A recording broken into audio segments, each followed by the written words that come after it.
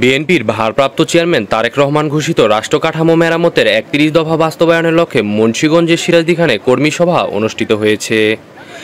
আজ শুক্রবার বিকেল ৫:৩০টার দিকে উপজেলার কোলা ইউনিয়নের ৬ নম্বর ওয়ার্ডের রক্ষিতপাড়া গ্রামে এ কর্মী সভা হয়।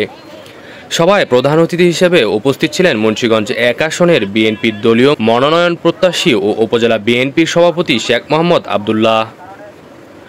প্রধান বক্তা ছিলেন উপজেলা বিএনপির সাধারণ সম্পাদক এম হায়দার আলী। কোলা ইউনিয়ন ৬ নম্বর ওয়ার্ড বিএনপির সভাপতি মোহাম্মদ আকবরের সভাপতিত্বে ও সাধারণ সম্পাদক বারেক শেখের সঞ্চালনায় আরও উপস্থিত ছিলেন মুন্সিগঞ্জ জেলা স্বেচ্ছাসেবক দলের সাধারণ সম্পাদক সিদ্দিক মোল্লা, কোলা ইউনিয়ন বিএনপির সভাপতি মোহাম্মদ খলিলুর রহমান, সাধারণ সম্পাদক মোহাম্মদ আক্কাস আলী এবং উপজেলা হিন্দু বৌদ্ধ খ্রিস্টান ঐক্য পরিষদের সভাপতি বিমল চন্দ্র দাস। এর আগে সকাল 10:30টার দিকে কোলা ইউনিয়নের নন্দনকোনা বাজার সহ বিভিন্ন গুরুত্বপূর্ণ স্থানে ৩১ দফা বাস্তবায়নের লক্ষ্যে লিফলেট বিতরণ করা হয়। এদিন বিকেল 4:30টার দিকে উপজেলার ইসাপুরা ইউনিয়নের ৫ নম্বর ওয়ার্ডের রাজদিয়া গ্রামের নাহিদ আলম খান সরকারি প্রাথমিক বিদ্যালয় প্রাঙ্গণে আরেকটি কর্মী সভা অনুষ্ঠিত হয়। এতে উপস্থিত ছিলেন ইসাপুরা ইউনিয়ন বিএনপি সভাপতি মোহাম্মদ নাজমুল হোসেন, সাধারণ সম্পাদক মোহাম্মদ নুরুল ইসলাম সহ স্থানীয় নেতৃবৃন্দ। এরকম একটা মার্কা এখন আমরা অন্যদিকে তাকালে আমরা ভুল করব। আমাদের একমাত্র লক্ষ্য থাকবে ধানের শীষ। ধানের শীষকে আমাদের জয়যুক্ত করতে হবে। আমরা কি চাই? আব্দুল্লাহ সাহেবের নমিনেশনটা চাই। তাহলে আমাদের কি করতে হবে? আমি হিন্দু, আমি যখন মন্দিরে যাই, আমি যখন প্রণাম করি, তখন আমার সবকিছু চাওয়ার পরে, প্রার্থনা করার পরে আমার সৃষ্টিকর্তার কাছে আমি প্রার্থনা করব, হে ভগবান, তুমি আব্দুল্লাহ সাহেবকে ধানের শীষ নমিনেশন দিয়ে আমাদের মুন্সিগঞ্জ ১ আসনে পাঠাও। তাহলে অবশ্যই যদি ১০০ জনে হাত তুলি, যে কোনো একজন বান্দার হাত অবশ্যই তিনি কবুল করবে।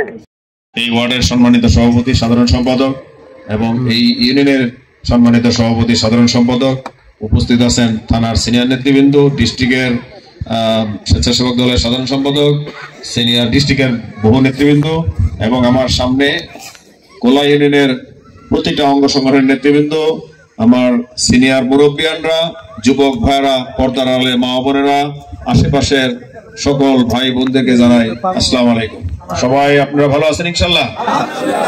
আল্লাহর অশেষ মেহেরবানিতে আমিও ভালো আছি।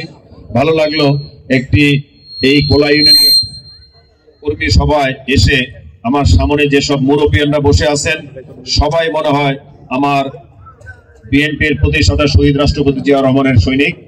তাদেরকে দেখে কান্না আসতেছে যে এদের মতো লোকের আশীর্বাদে আজকে আমরা টিকে আছি। তা না হলে বিগত এই 17 বছর বিএনপির উপর যে বুলডোজার চালাইছিল আমাদের প্রতিটি নেতা কর্মী, আমরা সবাই অসুস্থ হয়ে গেছিলাম। আপনারা জানেন আমার নেত্রী দেশনেত্রী বেগম খালেদা জিয়াকে মিথ্যা মামলা দিয়ে তাকে জেলে রেখেছেন এবং সে অসুস্থ এখনো আছেন। আমাদের নেতা তারেক রহমান এই মিথ্যা মামলায় এবং তাকে নির্যাতিত করে দেশ ছেড়ে বিতাড়িত করেছে, এখনো সে বিদেশে আছে। আপনারা দোয়া করবেন আমার নেত্রী দেশনেত্রী বেগম খালেদা জিয়ার জন্য এবং আমাদের নেতা তারেক রহমানের জন্য, সে যেন সুস্থ শরীরে বাংলাদেশ আসতে পারে। আজকে আপনারা জানেন সামনে নির্বাচন, এই নির্বাচন উপলক্ষে আজকে আমরা কর্মী সভার এখানে আয়োজন করেছি। কর্মী সভায় একটু আগে আমাদের প্রবীণ নেতা বিমল দা যে কথাগুলো বললো সেটি আমাদের করা উচিত। আজকে থেকে আমাদেরকে দায়িত্ব পালন করতে হবে। যারা আমরা বিএনপি করি, এইখানে যারা আমরা আসছি এবং যারা আসে না, আমার মা বোনরাই কিন্তু বিএনপিকে বেশি ভালোবাসে।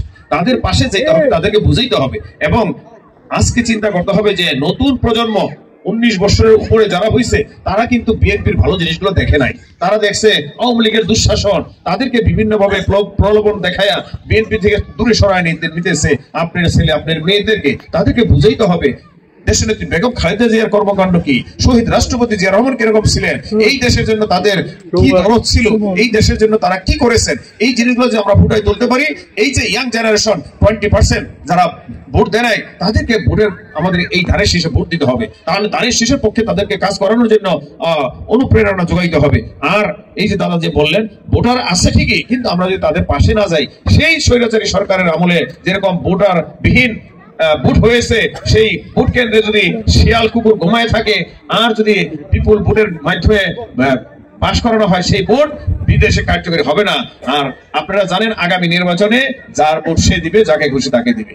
অবশ্যই এখানে দিনে রাত্রে ভোট হবে না এবং ভোট বাক্সে কোনো মতেই সিল মারা হবে না। তাই আমাদের উচিত হবে আমাদের 90% ভোটার কিভাবে ভোট কেন্দ্রে নেওয়া যায় সেই মা বোনদেরকে, যেহেতু 17 বছর ভোট দেয় নাই, সবাই কিন্তু ভোট না দেওয়ারই চিন্তা ভাবনা করে, তাদেরকে বুঝাইতে হবে যে না, এই ভোট না দিলে বহির্বিশ্ব কিন্তু দেখবে যে না, বাংলাদেশের মানুষ ভোট দেয় নাই, এমনি বিএনপি পাস করছে। আপনারা জানেন ভোট হওয়া মাত্র দেরি নাই, ইনশাআল্লাহ প্রতিটা কোনায় কোনায় থেকে বিএনপি বিপুল ভোটের মাধ্যমে ইনশাআল্লাহ জয়যুক্ত হবে। আজকে আমাদের দিকে তাকায় দেখি মুন্সিগঞ্জ তো অবশ্যই ধানের শীষ ভরা, ধানের কোনো অভাব নাই, ধানের বিকল্প নাই। তারপরও আমি চাই এইখান থেকে যেন যেই নমিনেশন পাক না কেন তাকে যেন আমরা বিপুল ভোটের মাধ্যমে ধানের শীষের ভোট দিতে পারি। আর আপনারা জানেন আগামী নির্বাচনে আমি একজন প্রার্থী, যদি আল্লাহ, সবকিছুর মালিক কে? আল্লাহ গাফুরুর রহিম, আল্লাহ যদি সহায় থাকেন আর যদি দল থেকে আমাকে দায়িত্ব দেন, আপনাদের সবার যদি ভালোবাসা থাকে, সবাইকে নিয়েই এই মুন্সিগঞ্জ 1 তথা শ্রীনগর এবং সিরাজদিঘা থানার প্রতিটা রাস্তাঘাট এবং আমার যুবক সমাজ বেকারত্ব আছে, আমার অনেক যুবতী মা বোনরা লেখাপড়া শিখে কর্মসংস্থানের ব্যবস্থা করতে পারতেছে না, তাদের এই ব্যবস্থা করবো ইনশাল্লাহ। আর এই যে যুব সমাজ যে নেশাগ্রস্ত হয়ে যাচ্ছে, দেখেন প্রতিটা মাঠ কোনো খেলা নাই, খেলাধুলার আয়োজন করতে হবে, তাহলে যুব সমাজ একটু আনন্দ ফুর্তিতে থাকবে। আজকে খেলাধুলা নাই, কোনায় কোনায় বৈশা নেশাগ্রস্ত হচ্ছে। এই নেশা বন্ধ করার জন্য ইনশাআল্লাহ আপনাদেরকে নিয়েই সাথে নিয়ে কাজ করব।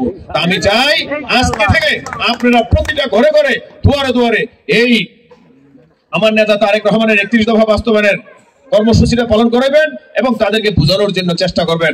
আগামীতে যদি ইনশাআল্লাহ আমি আপনাদের ভোটের মাধ্যমে আসতে পারি, অবশ্যই অবশ্যই এই মুন্সিগঞ্জের ইনশাআল্লাহ বাংলাদেশের মধ্যে একটি মডেল কনস্টিটিউশন হবে ইনশাআল্লাহ। আপনাদের দোয়া আশীর্বাদের জন্য আমার মা বোনদেরকে আমার সালাম দিবেন, আমার জন্য সবাই প্রাণ খোলা দোয়া করতে বলবেন, আমি যেন মানুষের সেবক হইতে পারি, মানুষের জন্য কাজ করতে পারি।